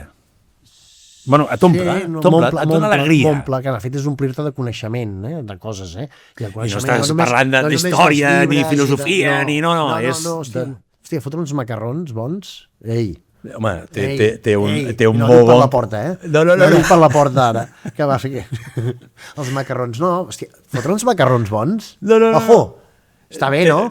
Clar. I aprendre'n, no? Fer-ho, això. I moltíssim. I el que sap cuinar, el que disfruta més també és de compartir, de convidar i donar als altres, mira, menja't aquest plat de macarrons, no? I et sents com molt orgullós, imagino. Perquè no en sé de cuinar, Però això jo crec que m'ho ha donat molt l'escola i aquesta educació que et deia, que fèiem ganxet, que fèiem mitja, que cantàvem cançons catalanes, que recuperàvem les tradicions del país, que veníem... Els grups excursionistes. Jo no m'havia format part, però la meva mare sí. I la meva mare, per això et deia que t'explico això d'on vinc i el tema de l'escola, perquè és molt... em fot molta il·lusió. La meva mare, que era de Sant Sadurní d'Anoia, va anar a Barcelona perquè volia estudiar per ser mestre i va agafar una escola. Va agafar una antiga acadèmia que es deia Heidi, no tenia diners ni per canviar el nom. Heidi. I l'escola es va dir Escola Heidi, que no tenia diners ni per canviar el nom d'aquella... Era una escola molt petita que hi havia dalt de tot el coll del Portell tocant el Parc Güell. L'any 64, jo vaig néixer el 72, però que era una escola l'any 64, aquesta voluntat d'escola catalana laica, era una època, no? I ensenyant català quan estava absolutament prohibit, no? I fent mans i mànigues per poder tirar-ho endavant. La llengua vehicular de la nostra escola. I la meva mare va fundar una escola que, hòstia, va ser meravellosa, en què les persones, com altres escoles, hi va haver-hi en aquella època, en què la persona era el centre de l'educació. Són del creixement de la persona, no? Aquella escola inclusiva que tenia en compte a tothom, la mirada i que es fixaven en cada element, cada personatge, quines virtuts i quines coses tenia. Aquest nen potser l'hem de tirar cap a la música, jo crec que... O potenciar-ho tot perquè cadascú pugui triar el seu camí, no? I jo vinc d'aquest entorn. I no sé per què, jo crec que m'interessen moltes coses perquè molt probablement a l'escola em va donar això. Em puc fer una pregunta, ara que em dius això de la mare i el pare, llavors entenc que, clar, mestre, el pare... El meu pare és de Camprodon i el meu pare feia de pastisser. Bueno, de fet, el meu pare és un espavilat i feia oficis diferents. El meu pare treballava a Can Birba, a la fàbrica de galetes de Can Birba, als matins, a les tardes feia de barber. O sigui, quan tenia pèl et empalava de collons. T'ho faria molt bé, ho portes molt bé, però t'ho faria molt bé. O sigui, talla el cabell de conya i després els caps de setmana feia de pastisser. Llavors ell va voler anar a treballar de pastisser a Barcelona, va baixar a Barcelona a fer de pastisser, va conèixer la meva mare i es van... Però t'ho preguntava perquè em dóna la sensació que tens molt assumit en el teu interior, que has tingut la sort que has tingut uns pares que han procurat per la teva educació i que d'aquesta educació forma part d'aquests gens que tu veies, que els nens a l'escola segurament de ta mare tenien la virtut de que es fixava molt amb ells. Llavors, totes aquestes coses que tu tens que et fan tan especial, perquè és el que deies, no? M'ho havies dit potser abans de que estiguéssim parlant, no sé si sóc escriptor, no sé si sóc això, no sé si sóc allò. Vull dir que tens tot un bagatge que això imagino coses que m'interessen. I que des de casa, si t'ho han donat, suposo que t'ha ajudat molt a ser la persona que ets, que això n'has d'estar, m'imagino que molt agraït de que hagin participat directament amb nutrir-te d'informació, amb ensenyar-te, amb donar-te. Donar-me la llibertat, les eines perquè pugui conèixer. També donar-me d'una certa... d'un cert ordre, no? I un certa... Ets un tio sèrio, ets molt disciplinat. Bueno, clar, jo no recordo, no sé si passava, però arribar de festa a les 6 del matí a casa i a les 9 del matí, un dia festiu, el meu pare, persianes amunt, i qui és bo per anar a dormir tard és bo per llevar-se aviat i posar-se a pencar. O sigui, pecar per una banda, tota la llibertat del món, i per una altra però llavors has de... disciplina, de sentit comú, de coherència, de... Jo això ho vaig conèixer no del meu pare, però d'un tio que era el més gamberro de la zona, i a més també me l'estimava molt. Mira, té un nom, en Gepi. Gepi sempre em deia, Pere, tio, si ets bo, perquè a vegades em volies caquejar d'anar a la ràdio a treballar i tal, diu, si ets bo per fotre't una festa i estar fins aquí al matí, ara t'agafes i t'aixeques i te'n vas. I m'ho deia el tio que era el dimoni més gran del món. El tio que però lleves al dematí... Que era un tio collonut, era un savi. Però aquesta persona, que era, hosti, com el rei de la nit i allò que deies que embarrot, amb carinyo i tot el respecte, era el que em donava els consells més savis, tio. Si ets bo per això, ara t'aixeques i cap a currar. I després ja descansaràs. I tant, sí. I això és super savi. I a més, crec que t'ho diu la gent que t'estima, de veritat. Sí, jo crec que també encara som una generació, bueno, ara n'hi ha també, també generalitzo, dic generalitzant voluntàriament, perquè no tot és així, però nosaltres encara som una generació que rebíem nos, no? A casa. Jo ara tinc la sensació que molts nens... Tu com a pare dius... No tu els has dit a casa? Estem per dir que no. estem per dir que no. I els dius els nos, no? Els nos, i sí, a vegades m'equivocaré, I a vegades diré un no que no calia, però sí. Bueno, i ara ja tenen una edat, ara hi ha una edat que cada cop menys dius menys nos, m'imagino, no? Potser els nos els deies més amb 17, amb 16, 15, 14, 13... Pregunto, no ho sé, no soc pare. Bueno, ara és una edat que... No, per exemple, també hi ha nos que no són rotunds, no? Per exemple, jo tinc una filla, la segona, que té 23 anys. Les dues, els tres de casa, però les dues noies juguen amb vol. Els tres? Sí, els tres juguen amb vol, soc de Sant Esteve de l'Autolia. Hi ha molta tradició d'agradar amb vol. Grans equips històrics. Sí. Tots tres jugaven amb vol. Dic jugaven perquè el meu fill petit va deixar-ho, va dir que ja no en tenia més ganes. Però les dues filles segueixen una mitja. T'explico. La meva filla gran, l'Ona, juga al balonmano Granollers a divisió d'honor femenina, a màxima categoria, i és bona jugadora. I a vegades m'han fet alguna entrevista i em diu, hòstia, tens una crac de l'handbol. I dic, sí? Dic, sí, home, juga a la màxima categoria. Dic, sí, és molt crac, ho fa molt bé. Però en tinc una que també és molt crac, que és la Marta, i no és coneguda. I s'ha trencat els lligaments creuats d'una cama 3 vegades. Hòstia Déu.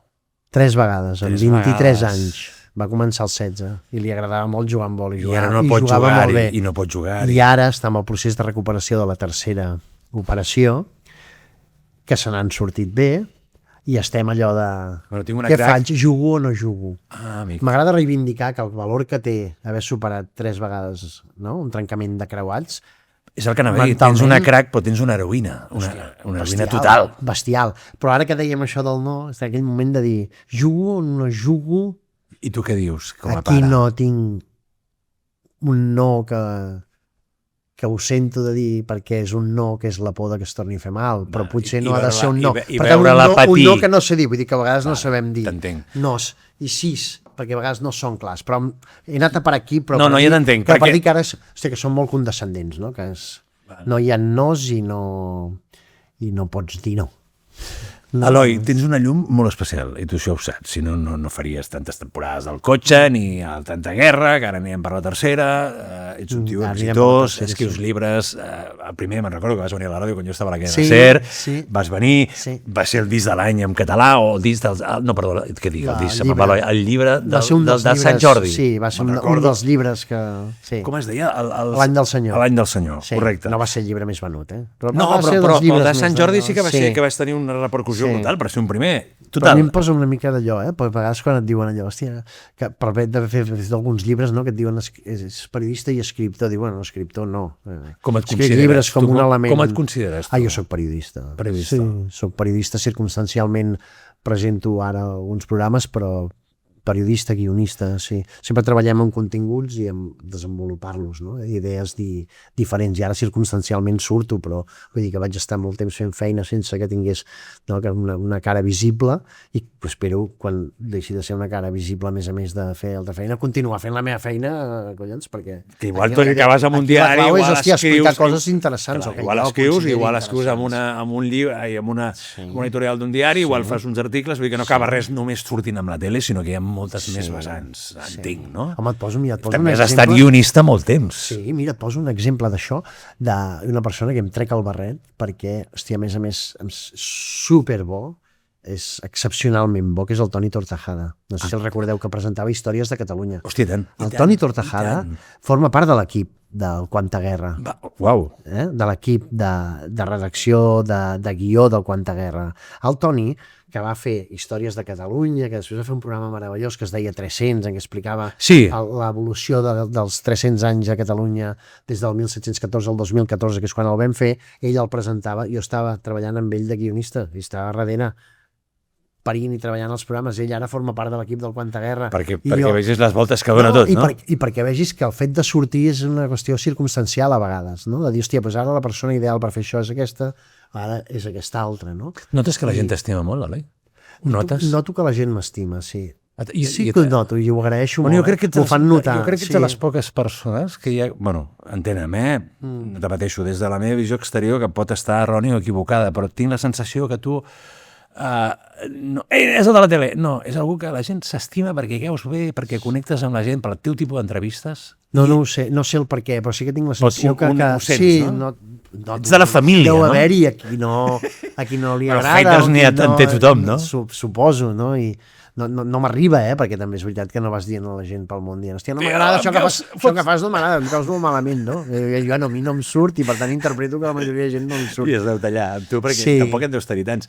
Sí, però saps que em fa molta il·lusió? Per exemple, ara que fem el Quanta Guerra, aquest programa, que amb la gent que em trobo pel carrer no em diu, hòstia, t'he vist a la tele, no sé què, fem una foto a la tele, em diuen, hòstia, el meu avi va estar lluitant a l'Ebre, vam perdre la pista. Hòstia, la meva àvia, això, hòstia, el meu avi li va passar això, el meu avi va marxar, no l'hem tornat a veure. Saps com ens podríeu ajudar? A localitzar la història, a localitzar-los. Però que sigui, tu, hòstia, que pren sentit allò que fem. Clar.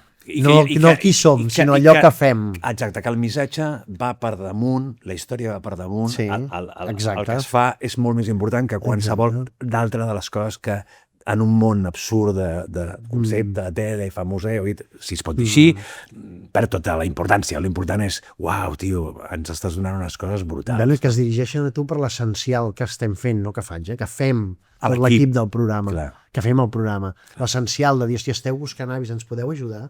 Saps com podríem localitzar? Tens la sensació de que fas feliç a la gent i que dones esperança i que dones alegria, no? No sé tant, però em reconforta això, no? Que si es dirigeixen a tu per l'essència, no per una façana. Que guai. En aquest cas, l'essència d'un programa, Que guai, Eloi. Sí. Estic molt content per tu, perquè t'ho mereixes. A més, em mola perquè jo veig a la gent com interactua amb tu, els pocs darrers moments que he estat amb tu, o sigui, veuen a l'Eloi, no veuen res més, i això és superbrutal, perquè és meravellós. Jo no sé si a la gent de la tele ara se n'aniran pel carrer i diuen és el de la tele, no ho crec, però tu tinc la sensació que ets l'Eloi, no hi ha res més. I circumstancialment fas una sèrie de coses, però que és l'Eloi. Però de fet la vida és això, no? Vull dir que sí, perquè sé qui som en tots els àmbits, no? I a vegades les coses van més bé, a vegades no van tan bé professionalment, però ser la mateixa persona, o tractar la gent per igual, no? I procuro fer-ho. T'has decepcionat amb alguna entrevista que t'ha decepcionat perquè no ha participat o t'ha decepcionat el suc interior de la persona? Mira. No t'hi has trobat mai? No m'ha decepcionat exactament ningú. No és que no ho vulgui dir, perquè... No, mai et preguntaria noms, Ningú no. decep. O sigui, val. Però que t'ha costat, perquè no... Saps què em costa a vegades?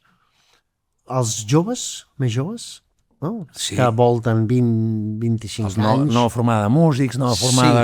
Sí. I no dic concretament perquè és que no tinc el record concretament, però sí que la percepció de que generacionalment els costa molt explicar una realitat que viuen, per exemple, la seva generació, no? En si ells es guanyen la vida perquè els va bé, per exemple, amb la música, no? Doncs els és molt difícil fer una reflexió de, hòstia, però el seu entorn, els companys del seu entorn no es poden independitzar, és impossible la realitat que viuen amb l'habitatge, les feines precàries, etc. I empatitzen i els costa molt expressar-ho o com explicar-ho, saps? El seu èxit els hi costa portar... Quina realitat social és la que viuen, que és molt complexa, no? I que són conscients que és molt complexa. I això sí que m'hi trobo. I llavors, clar, això et deu frenar molt amb el context de l'entrevista, perquè deu costar molt que vagin a llevar... Intentes encaminar, no? De treure una reflexió, d'anar més enllà de... Però clar, els hi costa parlar, vols dir? Els costa reflexionar quina és la realitat que viu a les seves generacions ara mateix, que és una realitat complicada en aquest sentit, no? És veritat, És veritat. Nosaltres abans teníem... No es poden independitzar. No, sí, em recordo quan teníem 20 anys... Bueno, però tenies 2 feines i el teu pare trucava a un amic i t'agafava per treballar. I podies pagar un lloguer. Anant així, Sí, però ara no. Inclús anaves a una entitat bancària i si tenies curro et donaven una hipoteca amb 23 anys. I ara això és sense ficció. És absolutament impossible, no? Hi ha una realitat molt complexa. I això, hòstia, a vegades... No tinc res a dir-los, perquè jo també a vegades intento pensar, nosaltres amb 20-25 anys quina capacitat de reflexió teníem real, no? I faig aquest viatge i em costa molt, no? Donar-me'n de quina capacitat tenia de reflexionar sobre la meva realitat social als 20-25 anys. Què t'agradaria? Però no és tant que m'hagi decebut, sinó que penso, hòstia, Hi ha un no problema... els hi he pogut treure prou, o no n'he sabut prou, o no l'he pogut encaminar Has tingut la prou sensació de que no has pogut... No, rascat, però que no hi havia... però que no, o no n'he sabut prou, o no he sabut rascar prou. Com per I curiosament t'ha passat amb aquestes generacions més Sí, amb joves. aquestes generacions. Però amb algunes sí que has tingut l'oportunitat de rascar i treure, no? Sí, i el més difícil, saps què és? Entrevistar un amic. Doncs, bueno, jo et considero un amic i m'ho estic Sí. passant teta, però no estem entrevistant, jo estic amb tu conversant. Sí.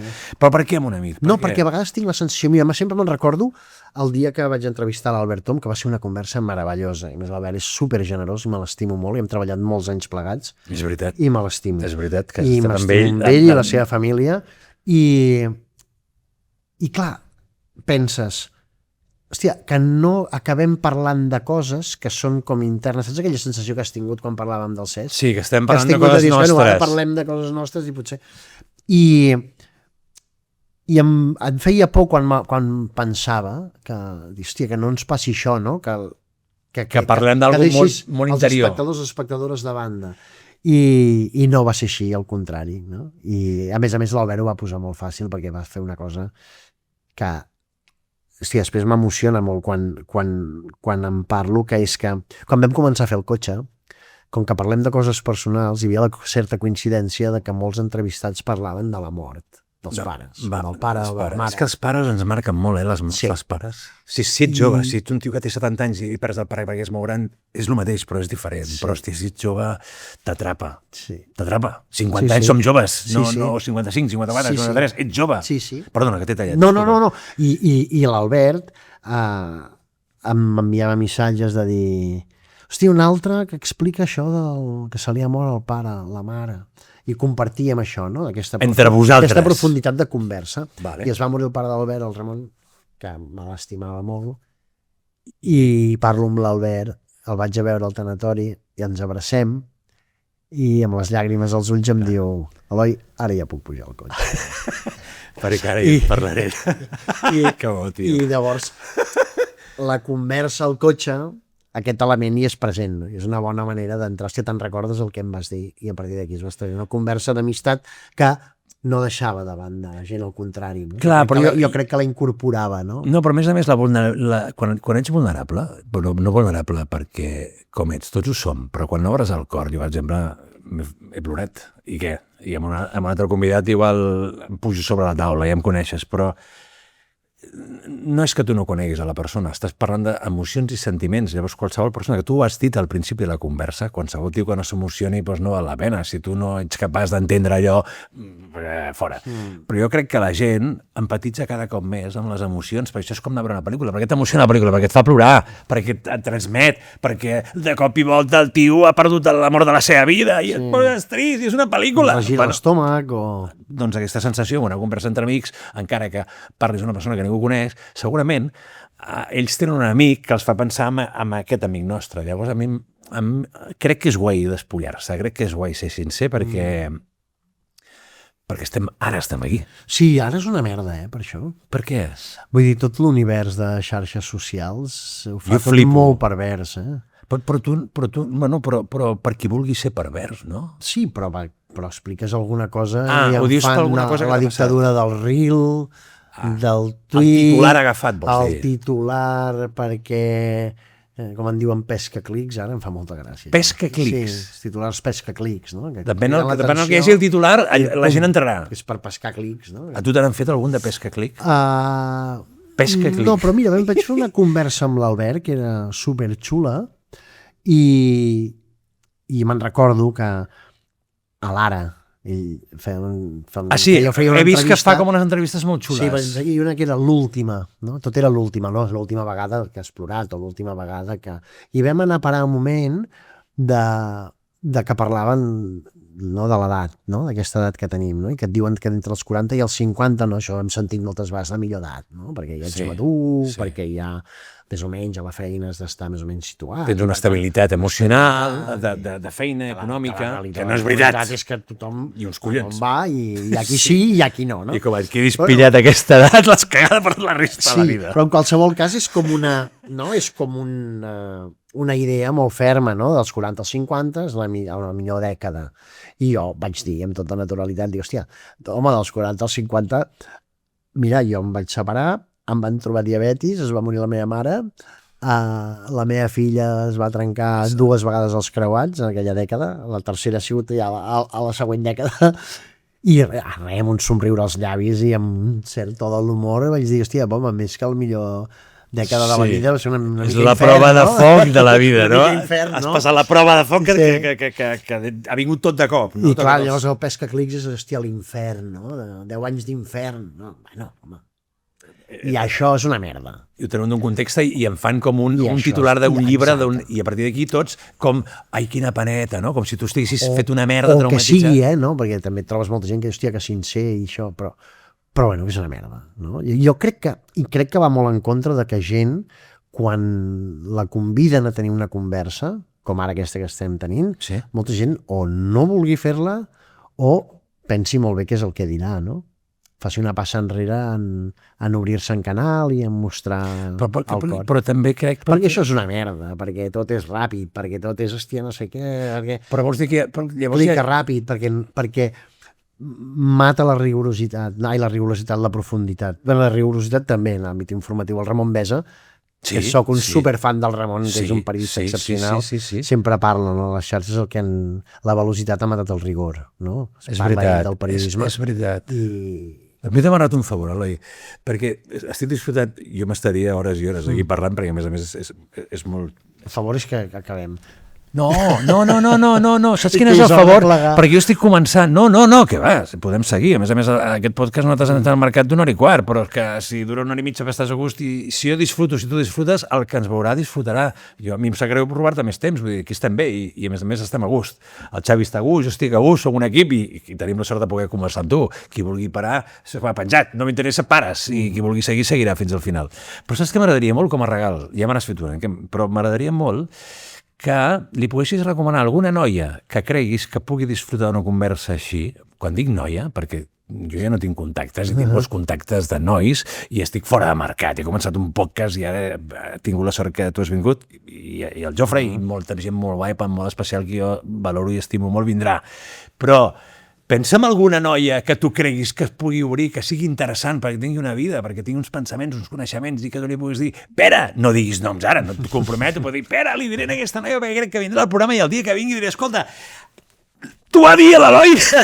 I direm a tothom que aquella persona que està aquí és aquella recomanació de l'Eloi, perquè m'encantaria. Sí, val. Perquè jo estic segur... Però llavors, et dic primer abans a tu, Mira, he pensat en sí. I el dia que jo digui aquesta... Exacte, perquè s'obre, perquè té ganes d'explicar, perquè té ganes de parlar, té ganes de comunicar, i el dia que passi aquest programa diré, audiència, si busqueu el programa de l'Eloi, que teniu, li vaig demanar, sisplau, aquesta convidada tan especial. D'acord. És la que l'Eloi ha pensat nosaltres. T'ho diré abans, sense compromís. T'ho diré abans, que no et trobis amb una persona aquí de dir, hòstia, qui m'ha portat... No, però bueno, tu ara tens l'experiència, és el que et deia, i de cop i volta ara puc fer una altra entrevista amb un altre to i acabaré pujat sobre la taula, però clar, que la gent tampoc s'ha d'espantar, que és el que dèiem al principi, som moltes coses i som reculls amb molts pedaços. I parlant de pedaços, has estat a gust? Molt. Sí? Molt. Sí, súper. De veritat? Molt, perquè no deus estar acostumat. Dones moltes converses? No, tampoc me'n demanen, No? No ho entenc. No. Jo crec que no li interessa gaire a ningú, no? O sigui, en el sentit de que clar, nosaltres al final només som un vehicle de... No? Els que, per exemple, fent el programa del cotxe ets un vehicle perquè una altra persona la puguem conèixer, no? Val. Ets la persona que treu la informació perquè els altres la rebin. No, fas el... Però clar, ets la persona que fa això millor que ningú. Fas les assistències, diguéssim. Fas les assistències, no? Futbolísticament. Hi ha un programa Quanta Guerra, igual. Acompanyes a una persona a descobrir la història del seu avi, ets un acompanyant, no ets un protagonista de res. Però això jo crec que aquesta és la clau del teu èxit, Eloi, perquè ets sincer, ets transparent i no tens protagonisme, i això la gent ho valora. I jo crec que tu ets molt interessant. Jo m'he passat teta Et dono les gràcies, podríem seguir parlant, però jo crec que ara, després de l'aigüeta aquí a la Binomio Cornellà, jo crec que ara, un cop pleguem, ens despedim de l'audiència i anem a fer una cerveseta ben fresqueta. Jo sense alcohol, que no bec. Per cert, i dic això perquè em faria molta il·lusió tenir...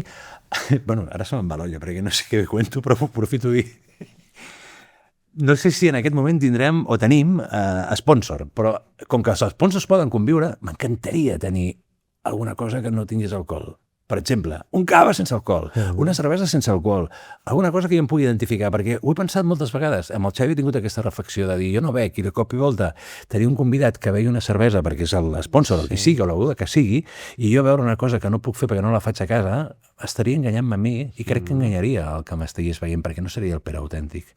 I això vull mantenir-ho. No sé si m'explico. Perfectament. Per això igual tinc dos sponsors. Una pel convidat que hi hagi cervesa i alcohol i alguna cosa que no em porti per mi. Una cosa que no em porti per tu. Perquè si no, és com dir, té una cervesa i aquest idiota no ho veu mai. Per què? No, sense mentides. Et sembla bé? Em sembla perfecte. Eloi, ha estat Jo també. Genial. Parlaríem molt més, però t'encamino o et convido a que d'aquí, si això dura, que esperem que sí, perquè no sé com es pot mantenir un podcast sense ajuda econòmica que no vingui de cap part, no sé què durarà, però si durés, perquè l'audiència ens ho permet, perquè vol participar, perquè ens vol ajudar, de la manera que sigui, no ho sé, m'agradaria que la temporada 2, que no sé quantes temporades tenen els podcasts, ens tornem a retrobar. Torno quan vulguis. Si no és de 2, de 3, però de dir, ei, què ens ha passat d'aquest temps? Ei, mira què ha passat, mira com hem volat, mira, hòstia, parlem de coses durant aquest viatge, què ens ha passat en aquest viatge? Et sembla bé? I tant, torno quan vulguis. Eloi, mil gràcies. Vine cap aquí. No està previst, però et faig una abraçada ben forta. Perquè ara sortim de plan una mica. No, ens despedim de la gent, mira. Ens despedim, mira cap aquí. Família, Eloi Vila, ja heu vist, és tal com raja, és una persona sincera i meravellosa, que a més, el que mola és això, que ens podeu aixecar, fer una abraçada i un petó. A tots vosaltres us dic adeu. Estigueu pendents del podcast, abduïts, per gent que va i ve i que a vegades ens equivoquem i a vegades l'encertem. Però sobretot, tenim en compte que aquest món és una realitat, però n'hi ha lluny que ens apropen, ho dic bé, ens apropen al nostre ser. I això és el que som nosaltres, uns abduïts. Gràcies i fins la propera. Eloi. Perfecte. Sí? Merci.